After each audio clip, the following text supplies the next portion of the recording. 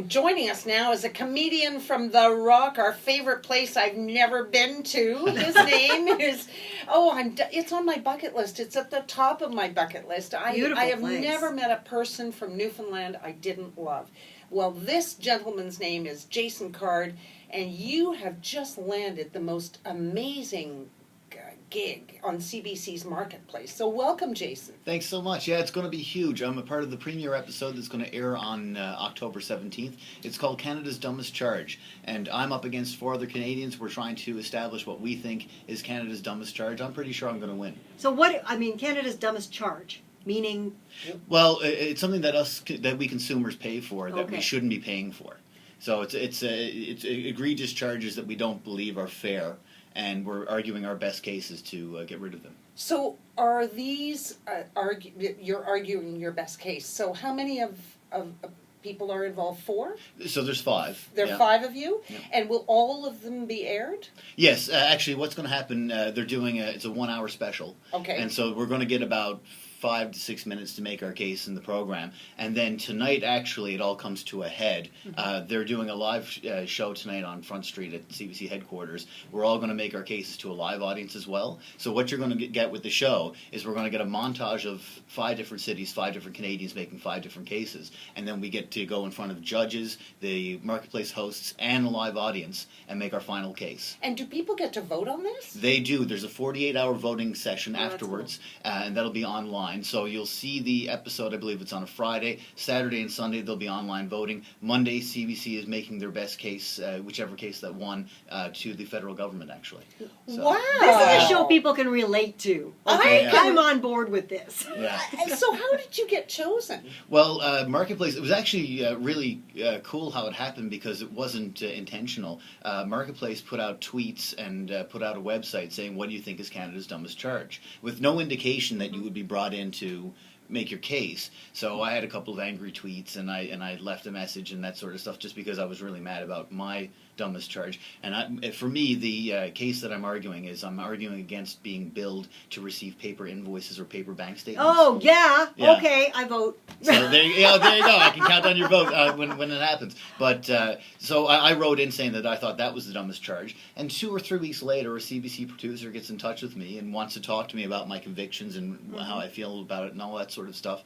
And I sort of thought that was just background research or something to that effect. 2 days later, they called me. They said, do you want to be Newfoundland and Labrador's representative? Do you want to represent your case to the nation? And I said, absolutely. Oh, yeah. So, do you know what the other 4 are arguing? I don't. They didn't want us to know what we're up against. However, through tweets and stuff like that and just tracking what CBC Marketplace is talking about, I do know one of the other ones is ATM charges. Okay. Someone's arguing against being extra charges for service fees when you go to a bank that's not your own. Can I give you one for next time if you go up and try this again? Tell me, yeah. I went through this one last week and I argued it and everything, but I was trying to buy, you'll know who it is, but I'm not going to say. But I was trying to buy a bus ticket. A bus ticket to go across a distance. And online, and their online feature wasn't working properly, so I phoned and I got web support, and I said, and the guy's going through it with me, and he goes, yeah, you can't do it, and I said, okay. He goes, I can process that for you. It'll cost an extra $10. And I'm like, are you nuts? No, and I wouldn't do it. And then I ended up having to I had to buy a ticket to a different city, which is actually closer to the destination, which cost twice as much as the original quote. Anyways, they were great. They settled up in the end. They sent me a voucher for the difference, but still, yeah, I'll help you. I'll help you do this right now for an extra $10. That's right. Oh, I don't think so. Yeah, and the ferocity that you were feeling just then is what we're hoping people will tap into when they watch the show. Will. Because it's so grievous sometimes when you get charged like that. All of us, right? And it's funny how it's the smallest things. It's that 50 cents for the statement or the dollar. It's where people will spend $7 on a coffee at Starbucks, no problem. But it's really, seriously, are you kidding me? Yeah. You're charging me for this? And it doesn't matter how much it is. It's not the money, it's the principle. It's the cash grab, exactly. And the fact of the matter is we maintain relationships with the companies that we depend on, particularly like, transit is something that you're going to need all the time. So you would think you'd want to maintain a positive relationship. I think maybe that's why this speaks to me a little bit, because a lot of my comedy is about relationships and about how we get along with others and that sort of stuff. So tell us a little bit about your comedy. Well, actually, I've had a lot of fun. When I came to town, Yuck Yucks put me on at the Yuck Yucks Toronto Club, which was a lot of fun. It was amazing talent there that night. I got started in stand-up. I had been an actor and done a lot of stage and film and stuff like that, and decided to take the plunge and try this. And I was when I started, I was 35, and I'd been single a lot.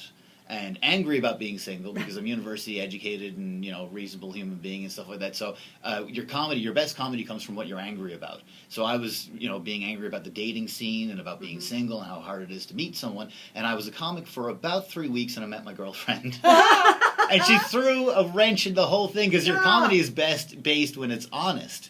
And so, it's like when Taylor Swift gets a relationship, there's no music. No, exactly. It all stops. Exactly. That's it. She's done. No, so I was doing all of this material, and now I'm supposed to write material about what it's like being a boyfriend in a long-term relationship, and I don't want to joke about my girlfriend at all. No. I don't want to wreck this one good relationship. Because you're not angry. Yeah, exactly. Well, that's the thing, too. Yeah, it takes the steam right out of it, yeah. So now what? I mean, if you're not going to be a stand-up comic about relationships, what are you going to do after this? Well, because I've never been presented with someone as extraordinary as my girlfriend, Jessica. Hi, she's listening. I think what I can do is write about being a complete coward. Because the fact of the matter is, once you go down this road with someone, then naturally commitments that you had never considered before come to mind, like marriage and all that kind of stuff. Well, hello, George Costanza. Yeah, exactly. So it's the kind of thing of knowing when and how to do it, and never letting the other person down and all that kind of stuff. So that's what I'm exploring now. I'm looking at having a new half-hour to hour of material on that stuff next year. So. And maybe a book? Yeah, well, who knows? Yeah. Who knows? Yeah. So, your girlfriend obviously also lives in Newfoundland. Yes, she does. Yeah. So, I want to know how come, what is it about Newfoundland that there is such a bevy of talent that comes from that place? Everybody's fabulous, and there's so much talent.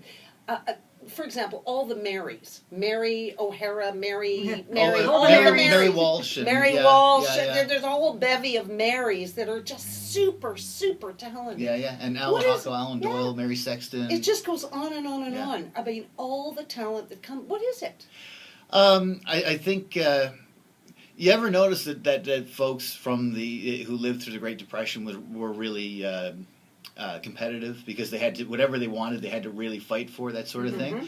When you go to a Newfoundland house party and you want an ounce of attention, you really have to fight for it.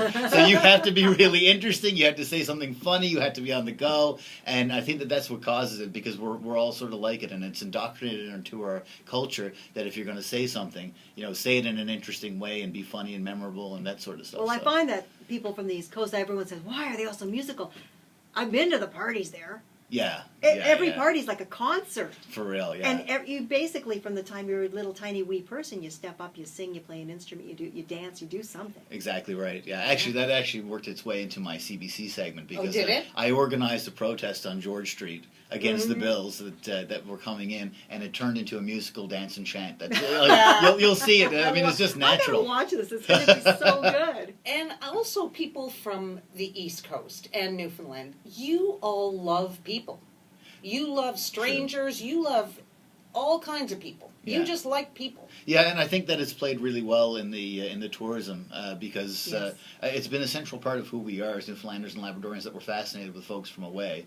And I guess that's part of the island mentality, that anything that's not on the island is new. And I mean, everything is changing so rapidly now in Newfoundland and Labrador. There's such prosperity, and there's so many people coming in now, that there's this wonderful era where you're meeting a lot of cultures that weren't in the province before, and you're meeting a lot of new folks and stuff. So it's really exciting and interesting, and we're seeing things now like different kind of restaurants, different kinds of activities and stuff like that never were there before. So I don't know, it's exciting and it's fascinating for anyone that's part of Newfoundland and Labrador right now that's living there. So yeah.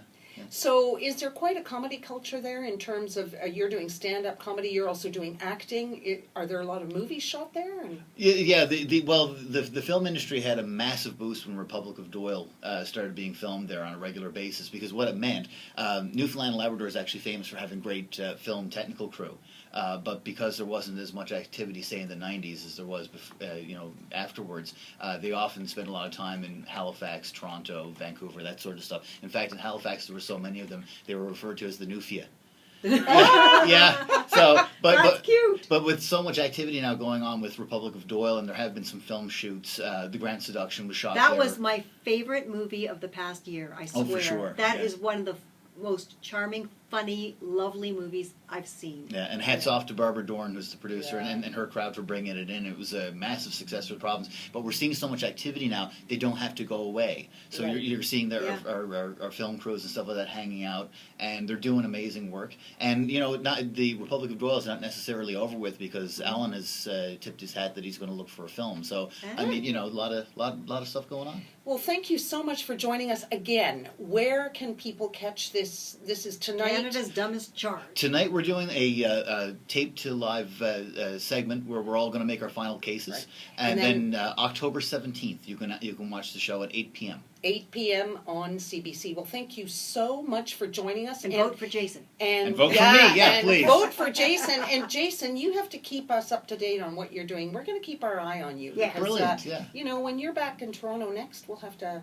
or if we travel to Newfoundland, who knows, Sharon? Oh, let's do that. Let's do Yeah. that. Oh, I'm on board. What's coming up next? Tell you what is coming on board: Marcy Siegel and Dr. Fred Shane. All things legal from Advocate Daily. When we continue on What She Said, SiriusXM Canada Talks. Perfect. Thanks so much. Thank you so Thank much. you. That was a That was pleasure. brilliant. Yeah, Yeah. that was really You fun. guys Thank And I'll you be so watching. much for making the time to come in, because Well, Cassandra's probably